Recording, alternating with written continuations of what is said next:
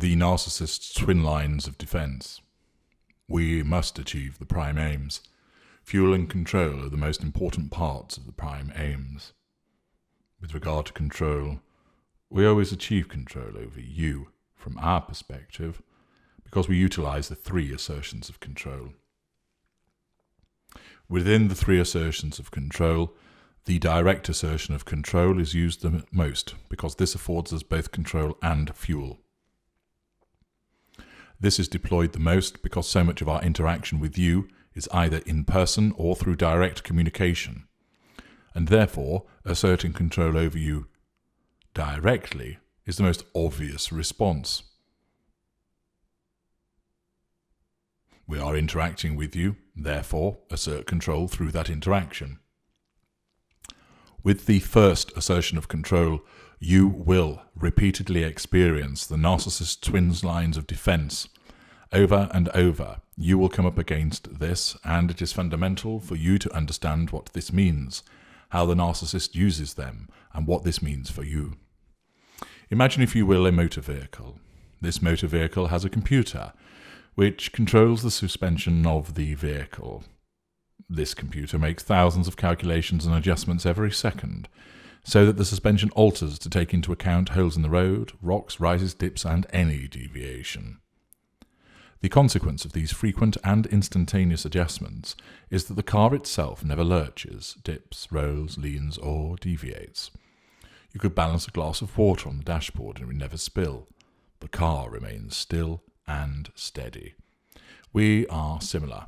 We must always maintain control of you and the other appliances in our fuel matrix.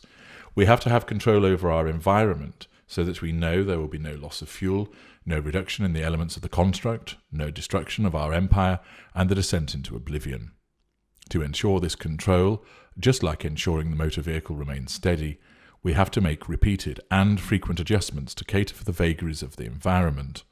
We must tackle the challenges, maintain the loyalty, head off the insurrection, put down the rebellions, stifle the dissent, maintain the discipline, and whatever changes, alterations, and differences occur, control must be maintained. It does not matter if our behaviour, when viewed from your perspective, is inconsistent, illogical, hypocritical, contradictory, abusive, absurd, and so forth, so long as the control is maintained. That is what matters above all else. By keeping control, we gain what we need, and we continue to exist as we require. Any challenge to this control requires a defensive response from us. When this response is provided through the first assertion of control, this comes in 2 distinct forms. We have a twin defense mechanism.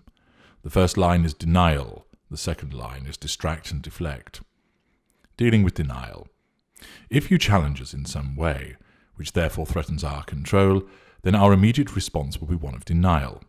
Your challenge may be one which wounds us, therefore you can expect a response by way of ignited fury, which encompasses the denial, or more likely, you will be providing us with challenge fuel.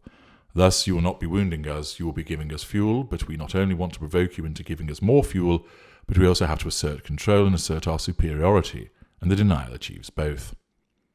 Take the following exchange, for example. V is the accusing victim, and N is the denying narcissist. V. I saw you in a bar this evening, Lorenzo's, and you were with another woman. No, I wasn't. V. Yes, you were, I saw you. N. You couldn't have done. I was at work. I had a meeting run on. There was a new client and he needed the team, and I, to sort quite a few problems out for him. V. Stop lying. I saw you with my own eyes. N. Well, you need new glasses because it was not me you think that you saw. V. It was. I know what you look like, for God's sake. You were holding hands with a slim woman with long brown hair and she had a green blouse on. N. It wasn't me. V. It was. Stop lying. Just admit it, will you? N. It wasn't me. V. I saw you. I saw you with her. N. You couldn't have done. Like I said, I've been in work until now. Ring Tom. Go on. He will confirm that I was. The narcissist maintains the denial. Challenge fuel is being received as the victim is either frustrated, angry, hurt, or upset. The words used, the tone, the facial expression, and the body language all contribute to the provision of fuel. If the victim is the intimate partner primary source, then the fuel will be of a high potency. The quantity of the fuel delivered is so far low because the discussion has only lasted a minute or so, but the frequency is constant for that minute. The narcissist will continue to deny in order to maintain control and assert his superiority for the purposes of putting down this challenge. If the victim keeps asserting the allegation, the narcissist will continue with the denial until the victim gives up with assertion. The narcissist has fuel and has maintained or regained the required superiority. Sometimes the first line of defense is all that is needed to maintain the defense of the narcissist realm, and this enables us to assert and then maintain control over you. However, if the narcissist senses that the victim believes that they are gaining the upper hand and thus has in effect broken through the first line of defense of denial, then the narcissist will instinctively, in the case of lesser or mid-range, and knowingly, in the case of greater or ultra, move to deploy the second line of defense, which is that of distraction and deflection. This second line of the first assertion of control is vast, extensive, and draws on a myriad of narcissistic manipulations. Some of them are subtle and insidious. Others are blatant and rudimentary. Nevertheless, they fall under the banner of distraction and deflection. Returning to the earlier example, the increasingly exasperated victim decides to play their ace card and produces a mobile phone, which contains footage of the narcissist with this mystery lady holding hands and sharing a kiss. The victim plays the footage, and the narcissist watches. The denial could be maintained, and in some instances this does happen. For example, the narcissist might state, "That's not me, that's someone else." However, the narcissist will either instinctively or consciously be aware that the victim is displaying the signs of gaining the upper hand. The words used, the tone and expression will alter to denote that the victim believes that she has now won the argument, and therefore the repeated denial is not going to enable the narcissist to maintain superiority. Yes, he may continue to draw fuel from the victim if the victim continues to respond in an exasperated or incredulous manner, but the control has to be achieved also. Accordingly, this is where the second line of defense is activated. The lesser narcissist may just grab the mobile phone and smash it. This is deflection and distraction. It's rudimentary, and admittedly it will not win any awards for ingenuity, but this is what such an action achieves on the part of the narcissist. 1. The evidence that supports the victim's challenge to the narcissist's superiority has gone. In the compartmentalized world of the narcissist, if it's not there, it does not exist, and moreover, it never existed accordingly. Victim: you smashed it because you know I'm right. Narcissist: about what? Denial. V. You kissing that woman. Narcissist: what woman? Denial. Victim: the one on the video. Narcissist: what video? Denial. Victim: the one I just showed you. Narcissist: no, you didn't. Notice how the first line of the defense has now been resurrected. The destruction of physical property is a manipulation, albeit a base one, and that was deployed as part of the second line.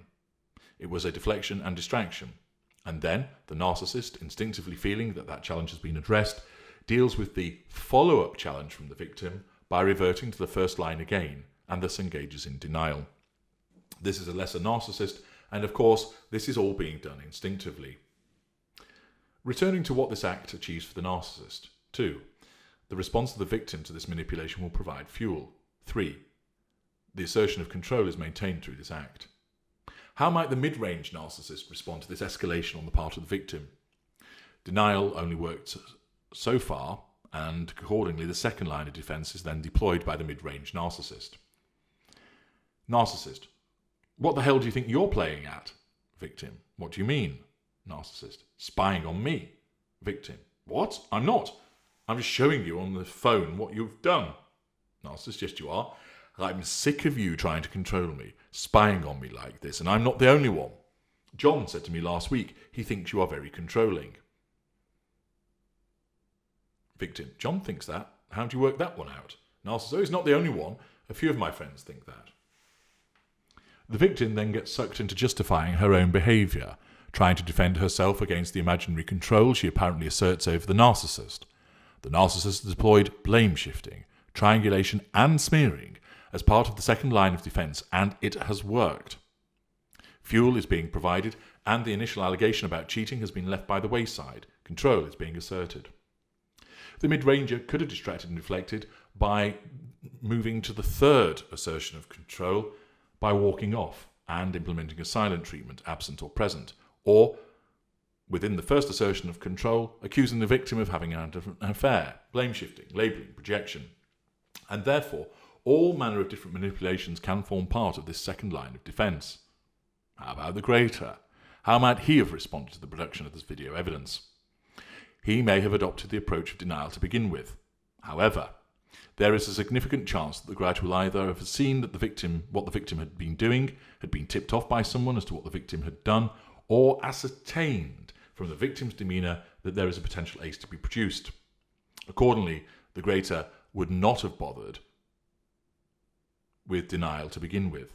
His entire confidence in the efficacy of the second line of defence of this challenge means he would actually dispense with the first line. Thus, the conversation may have proceeded in this manner. Victim: I saw you in a bar this evening, Lorenzo's, and you were with another woman. Narcissist: Did you? Why didn't you come in and say hello? I was going to call you. That's Jennifer, an old friend of mine. Victim: Oh, I see. You didn't say you were meeting her. Narcissist: Didn't I? I think you'll find that I did. I told you a week ago about catching up with her. I haven't seen her in ages. You've met her before, do you remember? It was when we were at the box at the racing for Ladies' Day last summer. You had that delightful dress on, if I remember correctly. You know, that striking emerald one. Away goes the greater and embarks on a monologue, drawing up details from the past, real or invented, and he knows this, showering compliments and distracting the victim from the thrust of their complaints. In effect, the greater may deploy a word salad to deflect and distract, flattery, revision of history, and thus gain fuel and assert control. The greater narcissist has a vast array of potential ways of deploying the second line of the defence. For instance, he might say, Oh, that woman, she's obsessed with me. There's nothing to worry about. Yes, she kissed me. Yes, you're right in what you saw. Rather presumptuous of her, but can you see how I broke it off? I didn't want her causing a scene. She's a bit of a loony, to be honest, but you've got nothing to worry about there. You're not going to let someone like her come between you and me, are you? Blame shifting, smearing, triangulation, charm. Or, I kissed her. So what? If you kissed me more often, this wouldn't happen. You might want to take notice and up your game, or you'll lose me. Blame shifting, triangulation. Or, it's really nothing. She was just being rather zealous. You know people throw themselves at me. It is you that I want. Why else am I here with you and nobody else? Now, let me feel what a real kiss feels like. Flattery, charm, triangulation. Or, I was recruiting her for that threesome you said that you wanted. You do remember agreeing to that, don't you? Admittedly, you're a little bit tipsy, but you did say you wanted to do it. She'll be calling me at 9 o'clock to come round. But I wanted you to myself, of course, before she joins us. Flattery, triangulation, gaslighting. The greater will invariably rely on charm and self-confidence to assert, control, and head off the challenge to it, possibly switching to the issue of threat. Implicitly, of course, if required. Either way, the fuel is obtained and the deflection and distraction line of defence remains intact and superiority is maintained and thus the control with it. Denial is always the first port of call for all narcissists to maintain control, although it may be dispensed with by the greater and the ultra. And then, should denial be breached, or the greater or ultra has not bothered with denial, the range of manipulations from gaslighting, threat, word salad, bullying, intimidation, labelling, and triangulation and more form part of the second line of defence. We will embed black and white thinking, the volte-face, hypocrisy, contradiction within the second line in order to assert control and keep control on that important even keel. Such is the breadth and depth of this second line, you will not breach it, and we will keep going until you are forced into a retreat and we are fueled. And ultimately, if we are not able to assert control, we will shift to one of the other assertions of control, the second or third. Accordingly, where you challenge our control, the starting point is to assert control over you directly. If the narcissism selects that, we will utilize the twin lines within that first assertion of control. If that first assertion of control is not available or does not work, we can switch to the second or third. Those changes happen instinctively, where lesser and mid-range, and consciously, where greater or ultra. I'm H.G. Tudor. Thank you for listening.